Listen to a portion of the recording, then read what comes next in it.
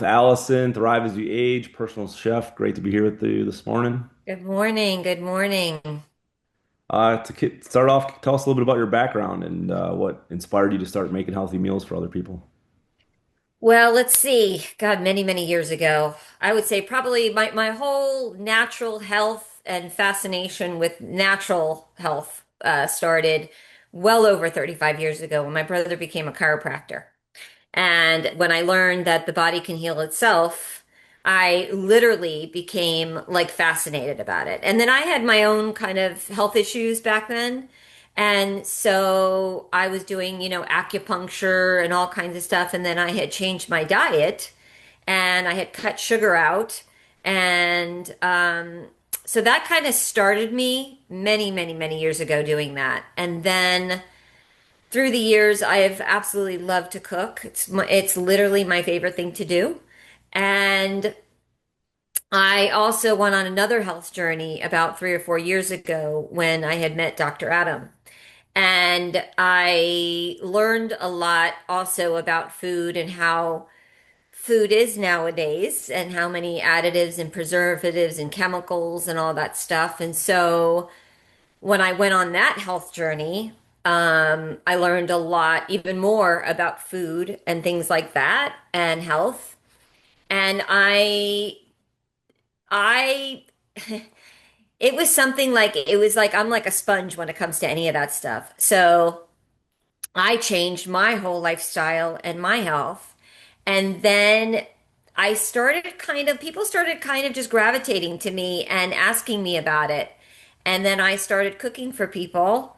And that's kind of how the whole thing began. And yeah, it's such a passion of mine. It's such a perfect fit for who I am and what I love to do and what I'm all about. And there's so much to teach people. So much to teach people. There's so many things people don't know. Absolutely. How would you describe your food philosophy? Yeah, clean eating. Read every ingredient label. That is critical nowadays.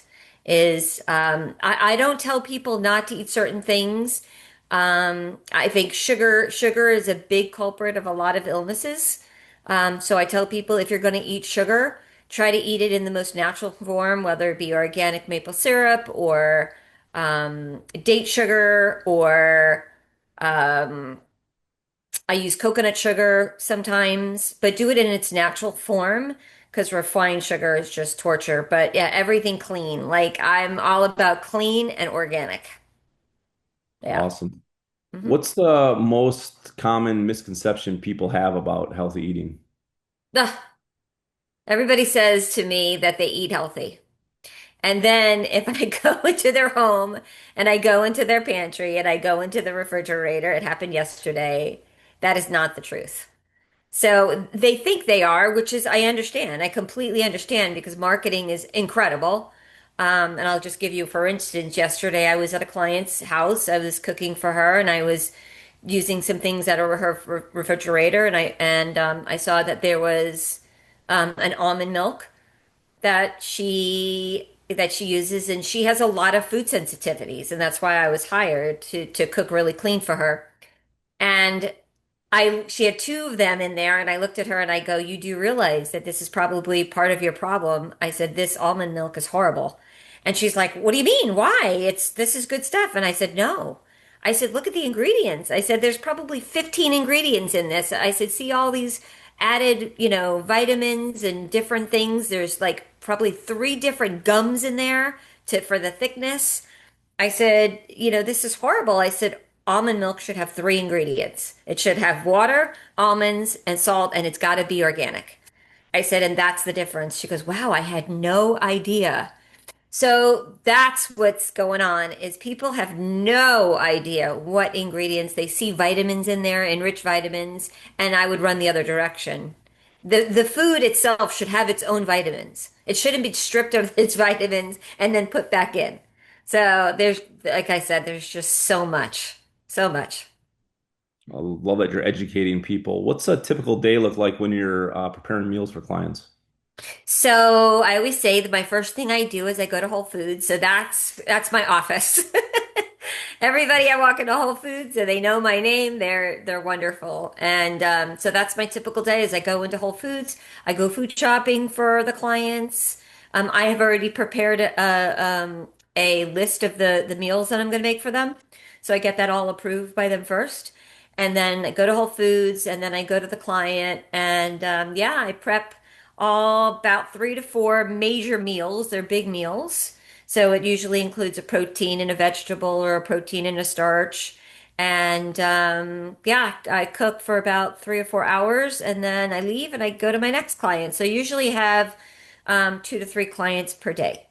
And that's what I usually do. And in between all of it, I'm usually if the client is available and with me in the kitchen, sometimes they are, most of the time they're not. But I do try to educate them a little bit on the foods that are in their refrigerators because I cooked for a new client also on Monday and the stuff in their refrigerator was just horrible. And they think that they're eating better. They think that they're eating healthy. That's great. Yeah. It's great that you're taking that time because it's just so important. How do Yeah. you balance creating meals that are obviously nutritious and delicious? Wow. So I use a lot of herbs. So everything, like I said, everything I buy for my clients are is everything's organic. So every fruit and vegetable, every meat, all the meat is grass fed, all the fish is wild caught. And so I don't really limit anything for my clients unless they have food allergies or food sensitivities. I do work with some holistic nutritionists also that send me their clients. So that's basically how I do it. It's very personalized. So each client has specific needs. And so that's I go according to what their needs are. I have clients that can't have any sugar because they're have cancer. I have clients that are diabetic. I have clients that have just all different. Can't have onions, can't have garlic, da da da. So that's how I kind of base all my recipes and everything that I make. And yesterday, I specifically cooked for somebody that was completely 100% kosher, had kosher kitchen, kosher everything. And, but I use a lot of fresh herbs in everything. I use really good quality salt. And that's kind of how I do it. And I was telling somebody yesterday, also the client, that it's amazing what happens when you change your food palette, when you're eating real food and not chemicals and no preservatives and things like that, your palate starts to change. So when I cook really clean and healthy and everything, all the clients are so surprised on how good everything tastes. And I just said it's very interesting when you really learn and you know how to cook food properly, it tastes good with just herbs and some seasoning, some garlic powder, onion powder, but it tastes delicious when your food and your meat it doesn't have chemicals. It just tastes so much better. Right. And your taste buds will start to change too as Oh you, yeah. You taste the food and you enjoy it. right. My client, I had made some sea bass for her. And all I put was lemon juice, a little garlic, a little onion powder, a little good quality salt. I put some capers, I put some dill, fresh dill, and I cooked it, I baked it, and I mean the lady was like sitting there, she's like, I already had lunch. She's like, but I can't stop eating your sea bass because it tastes so good. I mean, that is like, I mean, very easy. There's like nothing major. I didn't make any sauces with any crap in it, you know. I just don't use that kind of stuff. And if I'm gonna make a sauce, I make it homemade. I make it myself. What's so like an ingredient you can't live without? What's an ingredient that I can't live without? I love maple syrup because it definitely you can add like a tablespoon or two to something and it really makes it really sweet. I couldn't live without like garlic powder, onion powder, or salt. I couldn't, those three I use a lot. Yeah. Do you customize meals for clients with different goals? Yes. Weight loss, performance, gut health, whatever it is. Well, yes, it depends on the client. If they came from the holistic, like a nutritionist, then I go by what the nutritionist wants. But I would definitely guess to say that most of the time, any kind of nutritionist or anybody that comes to me with their clients, and I tell them what to do, what I do, and how I cook, they always say basically, "Wow, I don't really need to tell you anything because you're really already doing it." So basically, I just get a list of foods that the client needs to eat or doesn't, can't eat, and that's it. I just go by that. But there really is not a lot of restrictions when it comes to because I cook so clean. Right. What's your biggest challenge?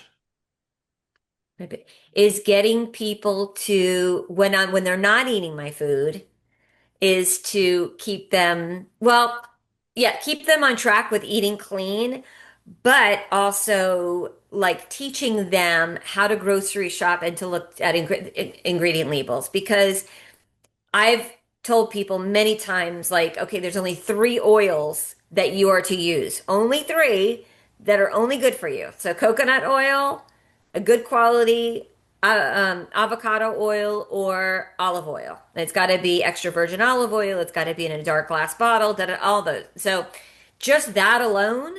And then I'll go to their house and they're like, oh, look what I see. Look what I found. Blah, blah, blah. And it's in a plastic bottle and it's not extra virgin or it's whatever. Or they'll buy potato chips and it'll say that it's, I don't know, low fat, whatever on the bag. And I'll turn it around and it's got like canola oil in it and stuff like that. So that's my biggest struggle is really to keep people on track and educated. But then I do have, I have one particular client that it's a couple, and I literally went to their house. I went through every single pantry, their freezer, their refrigerator. I mean, we threw out so much food. But they were 100% in. And so after that, I took them grocery shopping to Whole Foods and they just took it on and they've been eating clean ever since. And she'll send me all, she hated to cook. Now she loves to cook and she sends me pictures. She's like, shows me, she's so impressed of what she buys. So she sends it to me and stuff. So, but yeah, that's really, it's very frustrating because they eat clean with my food, but then they'll just buy a bunch of crap out, and it's hard to get people to commit to doing that because it also another thing is people think that it's extreme and it's really not. It's really the way you should be living your life, period. But we've been told that, and also because the prices are so much, the prices are higher. So people don't want to spend the money, but they'll go out and buy, they'll go buy a $1,200 Louis Vuitton purse but they won't spend an extra $100 on eating, cleaner groceries. That's the hardest part. Right. And it's real food. Yeah, and but there's people are not used to that. They think that that's a diet. Those are diet foods, and it's like you see those videos where they say that this is the health section, this is the healthy food section. Well, what the hell was the rest of the grocery store? Right. You know what I mean? Like people they don't get it. They don't understand that this waking up in the morning and having cereal and drinking Gatorade, you're poisoning yourself. Right. Yeah. What have you seen as like your most popular meal? My most popular meal. I make a really good turkey meatballs and my homemade tomato sauce. Yeah, in fact, one time with my client, I bought a expensive clean jarred tomato sauce and I used it one time and she was not happy. She's like, wait a minute, this is not yours. I'm like, yeah, well, I wanted to try to see if you would like it. And she's like, no, I didn't like it. I want yours. So, I would definitely guess to say it would definitely my meatballs and my tomato sauce. So anytime I make my homemade tomato sauce. Also, I make a really good clean eggplant rollatini. Oh. People love that too. What are some healthy swaps you think everyone should know? Healthy swaps that everybody should know. We'll start like we were talking about the almond milk. Everybody's on the bandwagon of plant-based milks. And so the best almond milks to buy are Malk, Malk. It's organic. It only has three ingredients. Califia makes an organic. They also make other type of milks too, but they all have gums and fillers. But the Califia makes an organic. It's got the green top. They make a great almond milk and coconut milk, and then Three Trees is another one. So that's a good swap. Also, if you could swap out like all your chips and things like that, Siete makes really clean brands of those with avocado oil, and Lesser Evil makes popcorn that's made with coconut oil. So those are pretty good swaps for people that, like to snack on certain things. Those are definitely healthier. Yeah, I love Siete. Yeah. What's one myth that you could share that about nutrition that drives you crazy?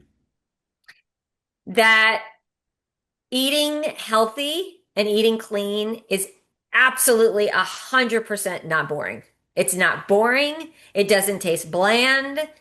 It's just not. I mean, every nowadays, thank God, there's so many things that are available. And so, unfortunately, not in maybe some states where you're, in a rural area of Kentucky where there's nothing but farmland. I mean, hopefully you're getting your stuff from the farms, a clean farm. But yeah, everybody thinks that it's gonna taste like cardboard, and that is just not the truth. That's Hmm. just not the truth. Right. Absolutely. I agree 100%. What role does mindset and habits and consistency with healthy eating? That's another big one. Everybody thinks when they're eating healthy that they're losing out.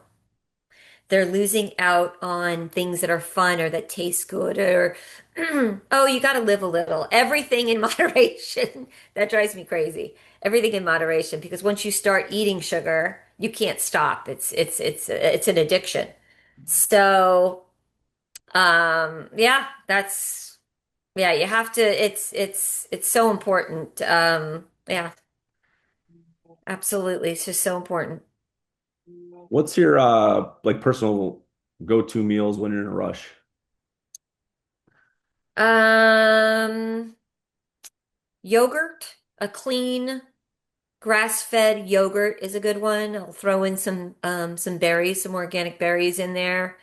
Um, I don't eat processed meats, but there are a few brands out there that you can get that are clean and organic that don't have any no like pesticides or no nitrates or anything like that. So sometimes I'll do that. I'll take some turkey and I'll put a little avocado mayo and I'll wrap it in some lettuce, or sometimes I even wrap it with some seaweed made with avocado oil. Um, what else? Let me think. Um, I do drink some protein shakes, but you got to get a clean protein shake that I usually drink in the morning. What else is good? Yeah, it's pre-make meals. I would say some chicken and you got to pre-make proteins and things like that and have them stored. I usually with my like I was saying, everybody's favorite is my turkey meatballs. I make like little turkey patties and put those in the refrigerator. You could just grab those and eat those as a snack or whatever. Yeah. Awesome. So besides the turkey meatballs, if you could get everyone to eat one healthy meal, say once a week, what would it be? What would it be? What would it be? What would I be? Let's see. Oh my gosh, that's a good question. Well, definitely it would be a clean vegetable, so whatever vegetable somebody likes, and then a clean protein. So, it could be chicken, a piece of fish. Um, yeah, I mean that's something that's and when I say clean, like I still cook with butter. I cook with ghee. So, it could be like some steamed broccoli with a little bit of ghee on it and a little bit of salt, and then it could be a piece of chicken with you cut up some fresh herbs, some rosemary, some thyme, and you drizzle on you could use either ghee or maybe some avocado oil and you bake it. I mean, it's absolutely delicious and very flavorful. Awesome. If people are looking to find you or more information, how can they do that? So my website is it's thrivingasyouage.com. My company's Thrive As You Age, but it's my website is thrivingasyouage.com. And you can always find me also on Instagram. I usually post at the end of the week all the meals that I've made for the week for my clients, which is a lot of fun. So you get to see all the food that I make. And so you could find me on Instagram through my name, Allison. It's Allyson, and the last name is Lipnack, Lipnack, and then also Thrive As You Age. I'm on there, and you could also follow me on Facebook. Same thing. What last words do you have for us? That it is so critically important to read ingredient labels. I cannot stress that enough. I just cannot stress that enough. When you do not understand a certain ingredient and you don't know what it is, don't eat it. Your food, you should understand when you turn over that ingredient label, you should understand what it is and learn about seed oils, learn about oils and things like that because even if a product say has salt, potatoes, and canola oil. That's only three ingredients, but if the potatoes aren't organic and the canola oil is there, that's right there toxic. So it's so important to understand how to read an ingredient label. It's just and to learn about ingredients, really learn about ingredients and oils and preservatives and chemicals. There's so many people that still have no idea that our crops in the United States are sprayed with glyphosate. They have no idea, and they don't even know what glyphosate is. And so yeah, it's just critical to know about ingredients because our food is not the same as it used to be when we were children. It's just not. Your food has probably 15 to 20 more ingredients than it did back then. And so it's just yeah, I'm just super I'm super passionate about teaching people about that. I love it. Love it. So important. Allison, thank you so much for your time. Thank you. To our listeners, if you found value in this conversation, I know you did, be sure to subscribe, share, and let us know what you like best.